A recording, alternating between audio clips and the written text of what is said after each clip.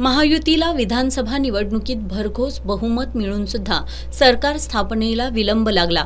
सरकार स्थापनेनंतर मंत्र्यांचा शपथविधी 15 डिसेंबर रोजी पार पडला।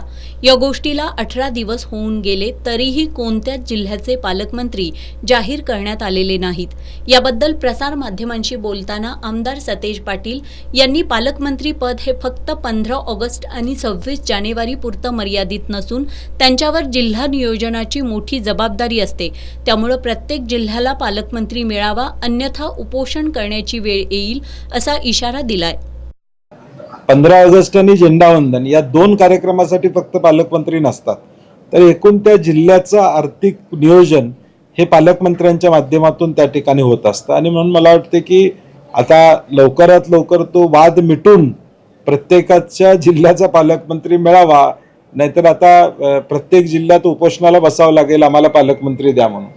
कोल्हापूर जिल्ह्यात महायुतीला भरभरून यश मिळालंय, त्यामुळे आता कोल्हापुरातील प्रलंबित प्रश्न त्यांनी मार्गी लावावेत अशी अपेक्षा त्यांनी व्यक्त केली आहे।